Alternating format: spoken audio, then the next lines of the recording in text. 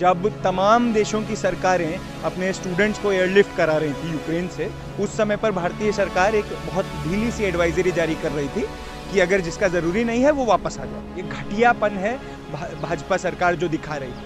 उनका तमाम IT cell students को ब्लेम करने की कोशिश कर रहा है कि पहले क्यों नहीं आए, बाद में क्यों नहीं आए। एक भारतीय स्टूडेंट की जान गई।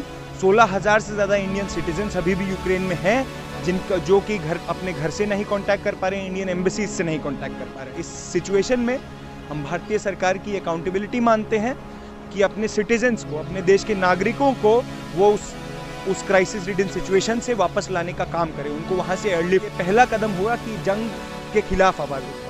ये जो एब्सटेन किया है, एब्सटेन से नहीं चलेगा। जंग के खिलाफ आपको क्लियर शब्दों में कहना होगा कि वॉर इज अगेंस्ट ह्यूमैनिटी। कहना चाहते हैं सरकार को कि आपके सिटीजन्स की सिक्योरिटी आपका प्राइमरी रिस्पॉन्सिबिलिटी है। आपका रिस्पॉन्सिबिलिटी है कि आप जंग के खिलाफ आवाज़ उठाएं। आपका रिस्पॉन्सिबिलिटी है कि उन स्टूडेंट्स का सेफ रिटर्न आप इंश्योर करें। भारतीय नागरिकों को वापस लो, वापस लो, वापस लो।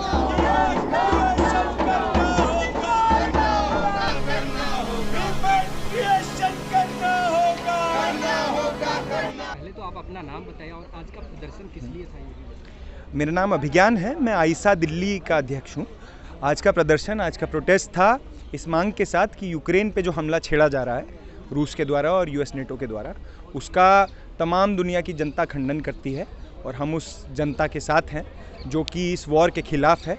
हम लोग इस वॉर के ख़िलाफ़ आवाज़ उठा रहे हैं, जैसे कि आवाज़ मॉस्को में, बर्लिन में, सोमालिया में, तमाम जगहों पे उठाई जा रही है। दूसरी तरफ हमने देखा कि एक इंडियन छात्र की, नवीन की जान गई रशियन शेलिंग में। जब तमाम देशों की सरकारें अपने स्टूडेंट्स को एयरलिफ्ट करा रही थी यूक्रेन से, उस समय पर भारतीय सरकार एक बहुत ढीली सी एडवाइजरी जारी कर रही थी कि अगर जिसका ज़रूरी नहीं है वो वापस आ जाए। और हमने देखा उसके अगले दिन ही 1.5 लाख की एक फ़्लाइट हो जा रही है। उसके बाद एक भारतीय स्टूडेंट की जान गई। 16,000 से ज़्यादा इंडियन सिटीजन्स अभी भी यूक्रेन में हैं जिनका जो कि अपने घर से नहीं कांटेक्ट कर पा रहे हैं, इंडियन एम्बेसीज से नहीं कांटेक्ट कर पा रहे हैं। वो बहुत ख़राब हालतों में रह रहे हैं।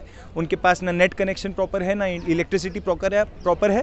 अपनी फैमिली से तक लोग कांटेक्ट नहीं कर पा रहे हैं। इस सिचुएशन में हम भारतीय सरकार की अकाउंटेबिलिटी मानते हैं कि अपने सिटीजन्स को, अपने देश के नागरिकों को वो उस क्राइसिस रिडन सिचुएशन से वापस लाने का काम करें, उनको वहाँ से एयरलिफ्ट करें।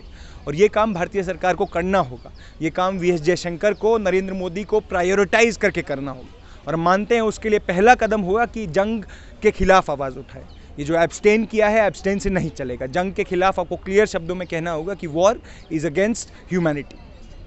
बीजेपी का ही एक मंत्री कहता है कि ज़्यादातर वही छात्र बाहर जाते हैं जो नीट में फेल हो जाते हैं। तो ये घटियापन है, ये घटियापन है भाजपा सरकार जो दिखा रही है। उनका तमाम आईटी सेल स्टूडेंट्स को ब्लेम करने की कोशिश कर रहा है कि पहले क्यों नहीं आए, बाद में क्यों नहीं आए।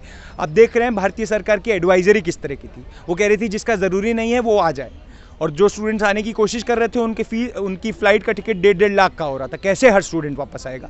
ये बहुत घटिया और नीच हरकत भाजपा कर रही है। भाजपा का आईटी सेल कर रहा है कि जो स्टूडेंट्स फंसे हुए हैं, जिनके की कॉल्स इंडियन एम्बेसी काट रही हैं, जिन महिलाओं के साथ उन बॉर्डर्स पे हमला हो रहा है, जिन स्टूडेंट्स के साथ बॉर्डर पे हमला हो रहा है, जो रेसिस्ट अटैक्स हो रहे हैं, उन स्टूडेंट्स को भारतीय सरकार बता रही है कि तुम नीट में फेल हो गए, तुम पहले क्यों नहीं आए। ये सब नीच हरकतें भारतीय सरकार कर रही है, भाजपा कर रही है, भाजपा का आईटी सेल कर रहा है।